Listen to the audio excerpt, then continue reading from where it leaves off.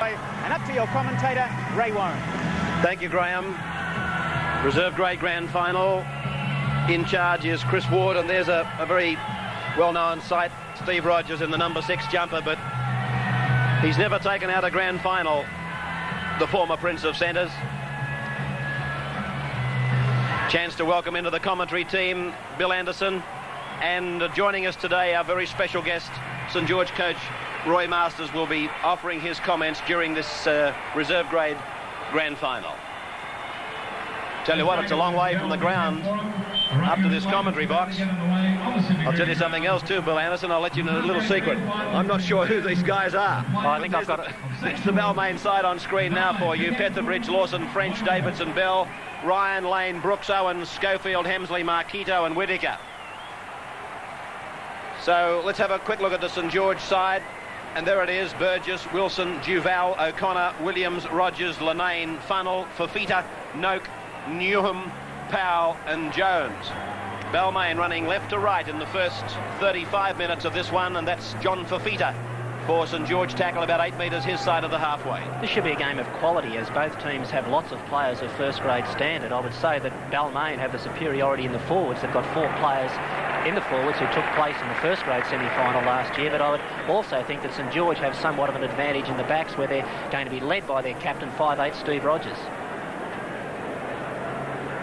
And so Roy Masters is now with us. And Roy, thanks for joining us on Grand Final Day 1984. Very happy to be here, Ray. Obviously just left a disappointed St George camp, where again we've been pipped by a point by those greasy eels from Parramatta. Yes, I half expected the fireworks would start fairly early on, but here's a bit of luck for you, Roy, with St George getting a penalty about 12 metres out from the Paddington Hill corner. Young Steve Lenane tapping the ball out there. Outstanding player. We're very happy to have him, and we believe that he's going to go a long way with the club. That's Rick Powell in the 13, taken to ground. St George are only about 8 metres out from the line as it's worked across to Newham.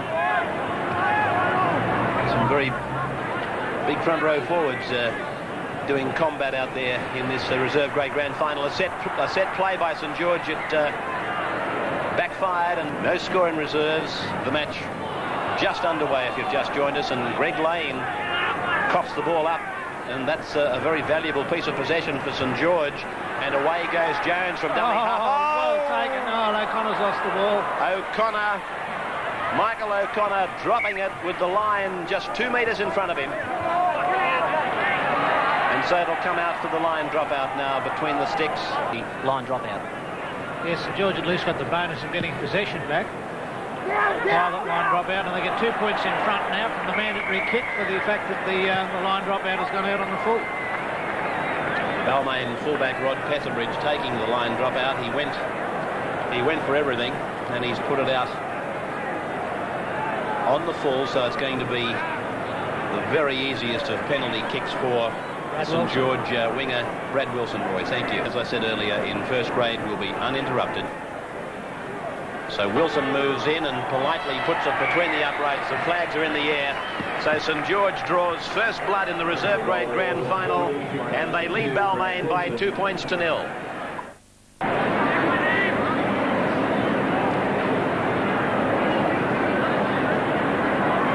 Owens. Through Lane. It's out now to Ryan.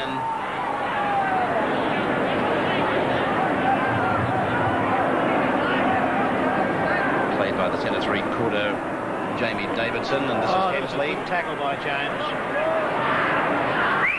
5 gone, and across from Whittaker, it's out to Owens. He puts the kick up. They all look to be onside, bar maybe the number 10. And it's a penalty to St George, well read by the referee. The number 10 was the only fellow in front of the kicker, Michael Schofield. Welcome back to the cricket ground. Reserve grade grand final in progress, and down on the sideline Graham McNeice is with, I believe, one of Parramatta's staunchest supporters, John English. He certainly is one of Parramatta's staunchest supporters, Ray. Personalities galore out here at the cricket ground, as you say. John English is with us. You're no stranger to a grand final. No, I've been to a few now, and yeah, it's just a great day. It's one of the magic days, I think, in Sydney. Anything Peril will go today. Well, I think it's their turn. You know, like it's been an attempted penalty. About 10 metres into Saints territory. About 20 metres in. Hits it Brooks. It looks sweet off the boot. He's got it. That's the equaliser. Balmain and St George. 2 points all. Wilson tackle for St George. Mid-State Television has now joined us. Orange, Griffith and Dubbo. Welcome to the telecast via Network 10 Australia of the grand final day here at the Sydney Cricket Ground. We're in the first half of reserve grade with Balmain and St George 2 points all, but that could be 4-2 in favour of the Tigers when Brooks takes this kick for goal from right in front. Wick Hill were jam-packed in there. Seemed like a waste of good space. Oh, they'll all turn up. They're just having a glass or two of champagne before they come. Here's the kick by Brooks. He's got it. Balmain have hit the front. They're leading St George by 4 points to 2. Balmain is in there against probably one of the stiffest contestants he'll ever come across in reserve grade, Steve Rogers, who didn't make the tackle, but what he did do, he herded Ron Ryan back into a lock forward, breaking from the scrum. Well, of course, Rogers is a player of international quality, but I think Ryan will be able to hold his own today. He's a player that I've been particularly impressed with when he's played first grade or reserve grade, and what I like about him most is that he knows what to do when he gets into the opposition quarter. He's got skills of a little rubber kick, and he just knows how to score a try, and sometimes that's a quality that a lot of footballers lack. Well, that's a penalty. Marquito, well... Yeah, we should have been penalised for being inside the 5 for a start. Well, I thought he should have been penalised for not facing goal when he played the ball. I'll tell you what, that's nearly a try. No, he's lost it. He's lost it, Mike Marquito. Yes, I think you're right, Bill. I thought Marquito was facing the sideline more so than at the goal line, and that's probably where the penalty should have been given, but play's been allowed to go on, and St George, with Funnell playing it out on the 32, takes it up to the Balmain players. Jones did well. Rogers passes. Note gives the ball to O'Connor. O'Connor gets it back to Linane. Linane looks to spread it back to the right where the numbers were good for St George, but he couldn't get the ball away. Here's Rogers now, looking for that sideline. He'll find it. It came off the hand of a Balmain player. This should be a St George feed. Yes, I think Chris Ward has picked it up in play. He has, and he's indicated that it'll be a St George feed with St George loose head. You can see a lot of things from our high spot that you... Pressure, 15 metres out from the line. It's Balmain attacking. Here's Lawson. Lawson's about 8 metres away from the line. Dummy half is Whittaker. Across to Marquito, a cut-out pass. It's gone to Schofield. Schofield to Petherbridge. He's passed the ball and hoped that he might find somebody, and it's Linane who's tackled into touch. You were lucky then. You sure were, Roy. And a scrum will go down 5 metres away from the St George line. It's desperate time for St George. We're inside that last 5 minutes before half-time. Balmain have enjoyed the better of this one. Very important scrum, this one, for St George. If they don't come up with it, it's against the feed for them. If they don't come up with it, they're going to be under a lot of pressure in this last couple of minutes, and this is the danger zone just before half-time. Ball fed and won by the Saints, and they've got the ball on the blind side. Well, that's interesting. I think 3 of the last 4 scrums have all gone against the head. And we'll have all the fun of the fair leading up to the grand final. I'm told that the spectacular in front of the grand final this year is the top of all. Marquito loses it, and he's hurt, Marquito. Hemsley, I see he's got his head heavily bandaged now, and there's blood streaming from a wound that came from that kick in the face that he got. Hemsley, he looks like he's come out of a Cowboys and Indians movie. He's bleeding profusely from a gash that they'll stitch up at half-time. He'd have to be Kit Carson, wouldn't he, with that long hair and bandito around his head? Squirting some water into his mouth, and Kerry Hemsley is going to leave the field, I think, early. They'll get to work on him pretty quickly. It's an awesome sight, isn't he? It's an awesome sight at any time, Kerry, but with that bandito around his head and blood streaming from under it. Sure is. If he breaks through, I'll leave him to you. You wouldn't like to meet him down the back of Chinatown, would you? Wilson now with a chance to equalise. It's long and low, and it hits the upright and bounces away. The siren has sounded. The end of the first half. No tries, but I do feel that Balmain has had the better of it, and they lead St George by 4 points to 2. Well, the ball's been coughed up in the play of the ball. Here's Powell going across the back of the ruck and being tackled on the Balmain 22. Saints working up for something here. Lanane across to Rogers. Rogers puts the bomb back, and O'Connor's coming through fast. And by Jove, that was close. Was leaping, and the Balmain players didn't quite know where the hell it had gotten to, and there it is, forced by the Balmain number 4, James Bell. So the Tigers turn the Dragons away again as Burgess brings it back. Balmain's reunion, they've got a big one on Monday night. Keith Barnes asked me to mention it. What time's that start, Bill? Well, I've got no idea, Ray, but I know that Wayne Pearce was particularly interested that all ex-Balmain players should get to it, and I think if they contact the Balmain Leagues Club, that Keith Barnes could give them all the information they'd want. This Monday? This Monday. Fine. Out to Lanane, across to Rogers. He cuts out for Feeder. He gives a long ball out to O'Connor.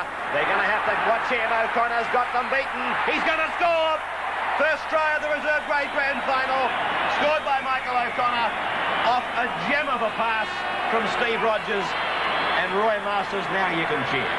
Well, he's a wonderful player, Michael. He can step off either foot. He stepped off very well off his left foot then, and he had no worries at all about beating the fullback. In fact, he could have made it a little bit safer and passed to his outside support.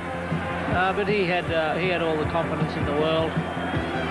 He would beat him. He certainly is a confident player. He beat David Brooks very easily with a fend. Well, there was a lot of class in this try. First of all, the Rogers pass. It was a second-man play. He missed the feeder, shot it across to O'Connor. O'Connor beat the first defender off the left foot, stepped through another tackle, became one-on-one with the fullback, used his left foot step once again, and plants the ball down under the post for a tremendous St George try. Everything that Michael O'Connor did there in that little piece of play was right out of the manual. He had the ball in the right arm to carry it. He had the other arm free, a bent arm that he was able to fend and spring off Brooks as he got rid of him. Perfect piece of football by Mike O'Connor. And it only gives Balmain more reason to want to buy him for next year, as they're fairly tipped to do. And there's the attempted conversion. It's successful from the wing three-quarter, Brad Wilson. And Saints are leading Balmain now by 8 points to 4 in the reserve grade grand final. And I wouldn't write them off as yet. They're a side which tries to the death, and if Balmain can put one more try on the board, I'm sure that they'll go on and lay another try after that. Played by Hemsley. Away from dummy half goes Bell, and he's taken it towards the centre. He's only about 15 metres out from the St George line. Played back to Whittaker. It's gone to Lane. Lane gets the ball around to Petherbridge. Petherbridge coming onto it very strongly. Ron Ryan is a dummy half now. Marquito's to the left, Lane is to the right. It's with Marquito. He goes up and tries to pop a ball down. He does. Whittaker was there, and Whittaker is held a metre out from the St George line. Played back to Schofield. Spun to Ryan. Given to Owens. He steps off his right foot. Turns it back to Ryan. Ryan comes back to the Noble corner. It's with Bell. Bell looks around for support. He finds Marquito, and Marquito has scored. That's the equaliser. They worked on it, Balmain. They kept the ball alive. They went one way and then came back to the other side of the ground just as quickly. And eventually St George ran out of numbers, and Marquito simply had to dive over to score. It was here that Owens came back inside. He was turned inside, and Ryan threw that long ball to Bell.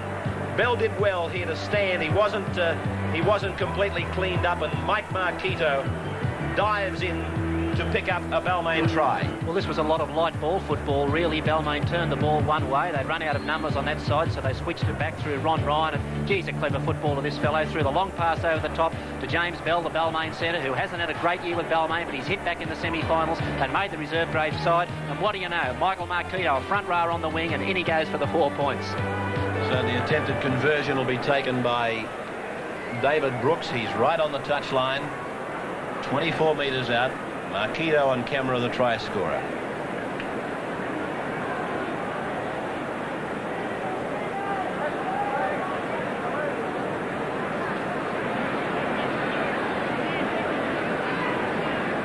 So Brooks from the sideline, he's got this. Oh, magic kick. How sweet it was for David Brooks. Balmain leading Saints now by 10 points to 8. That fellow in 3, that's Jamie Davidson. Jamie Davidson. Mark Lawson was the one to go off the field, and they moved James Bell out onto the wing. Bell's gone to the wing, has he? Yeah, Lawson's off the field. Right. So many of these players you wouldn't see in a season of broadcasting, and a couple of them, Davidson and Bell in particular, and this 14 fellow, he hasn't helped very much, I'll give you the tip. Paul Bevan, he's a good footballer too. Oh, what a mistake. The fullback has dropped the ball for St George, and Davidson is within probably 3 blades of grass of the try line. Terrible trouble for St George now as the dummy half tries to plunge his way over but fails. It's played out there by French. It's gone out to Brooks. They spread it to Schofield. Onto Owens. Owens takes it up 15 metres out from the St George line. Played back to Whittaker. It's with Lane. Whittaker again. It's gone to Marquito. He's tackled. Flicks the ball out the back door. Picked up by Bevan. And Bevan is tackled 10 metres out from the line. That must be their 4th tackle. It goes now to Brooks, and Brooks hits up the side of the ruck. He's tackled on 5. Lane is to the right. It's gone back to Ryan for a bomb. I thought he was going to go for the dropped goal. It looks too deep from here, but Burgess takes no risks and takes it over the dead ball line. He gets out of there. Jones goes in. His funnel. Funnel in the number 8 jumper. Holding them at bay. Intercepted by Campbell. Touch judge in. Well, maybe St George are going to get a penalty from this one. The touch judge has come on, and he came onto the field as soon as Balmain assumed possession. Well, it'll equalise it if it is the case. Score at the moment 10-8 in favour of the Tigers. All the best from the Balmain camp to you, Jeff. Well, are you able to talk, Wayne? The kick as well. We'll have a look and see how he goes. Alrighty, it's 11 metres in from touch, 28 metres out. It's low. It's just wide. Just wide. And Bevan comes away with it in the number 14 jumper for Balmain. 2 from 3 for Brad Wilson. A chance to equalise in the grand final. In fact, I think that's about where Michael Cronin took that kick for Parramatta when he had the chance to draw level with the Saints, Roy. 77, that's true. So we welcome in viewers now through RVN2 Wagga. And